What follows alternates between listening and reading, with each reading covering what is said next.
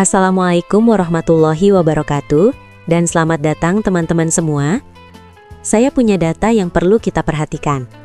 Menurut survei kesehatan, lebih dari 60% orang di atas usia 40 tahun pernah mengalami bunyi krek atau klik pada lutut.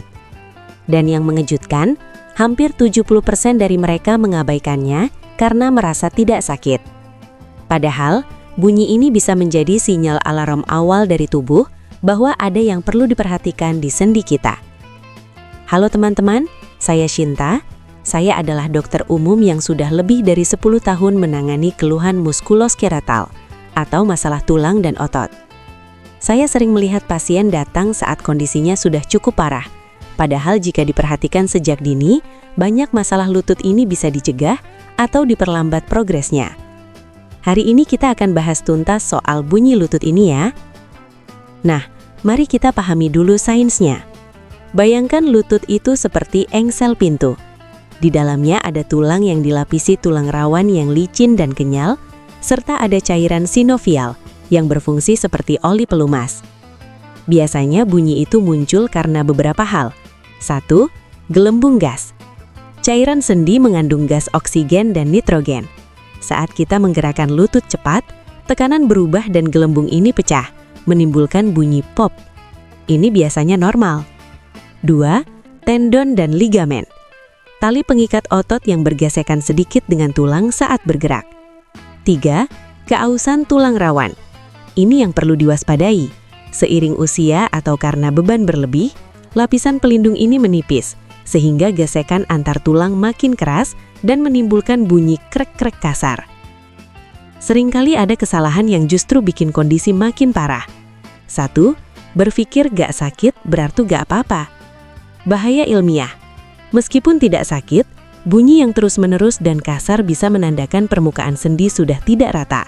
Jika dibiarkan, gesekan ini akan merusak tulang rawan lebih cepat dan suatu saat bisa timbul nyeri hebat yang sulit sembuh. Studi menunjukkan bahwa pada lansia, bunyi lutut tanpa nyeri memiliki kemungkinan 40% untuk berkembang menjadi osteoartritis atau pengapuran dalam 5 tahun ke depan. Bapak Budi, 62 tahun, selama 3 tahun lututnya bunyi tapi tidak pernah dirawat. Akhirnya tulang rawannya aus parah dan sekarang harus berjalan dengan bantuan tongkat. Sering jongkok penuh atau berlutut tanpa alas. Posisi jongkok penuh memberikan tekanan pada lutut hingga 3 hingga 4 kali berat badan tubuh. Ini sangat membebani tempurung lutut dan mempercepat keausan. Penelitian membuktikan bahwa kebiasaan jongkok setiap hari meningkatkan risiko nyeri lutut hingga 60% pada usia produktif. Ibu Ani sering berlutut saat sholat atau bekerja di dapur tanpa alas. Lama-lama lututnya jadi sakit dan bunyinya makin keras. Setelah saya sarankan pakai alas empuk dan kurangi jongkok, kondisinya membaik. Malas bergerak atau kurang olahraga. Banyak orang takut gerak karena lutut berbunyi. Padahal kurang gerak justru membuat otot di sekitar lutut makin lemah. Otot yang lemah tidak bisa menopang sendi dengan baik, sehingga beban semua jatuh ke tulang dan sendi. Orang yang jarang bergerak memiliki produksi cairan sendi yang lebih sedikit, sehingga pelumasan menjadi kurang optimal. Nah, solusinya ada pada perawatan dan latihan yang tepat. Ini caranya. Poin 1. Perkuat otot paha atau quadricep. Manfaat ilmiah.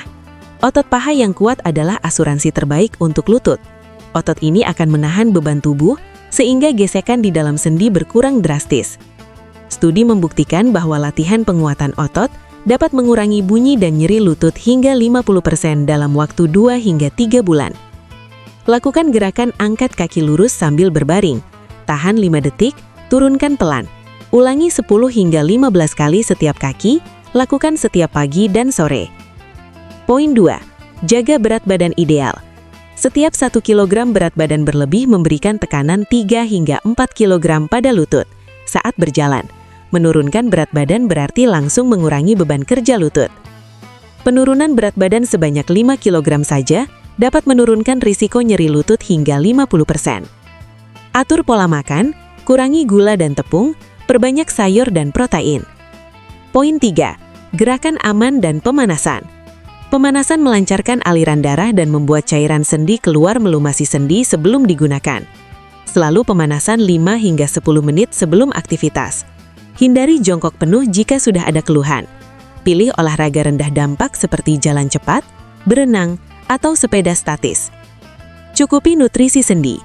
Kolagen, kalsium, dan vitamin D sangat penting untuk menjaga kekuatan tulang dan kelenturan tulang rawan. Perbanyak konsumsi ikan, sayuran hijau, telur, dan jika perlu suplemen yang mengandung glukosamin atau kolagen sesuai anjuran.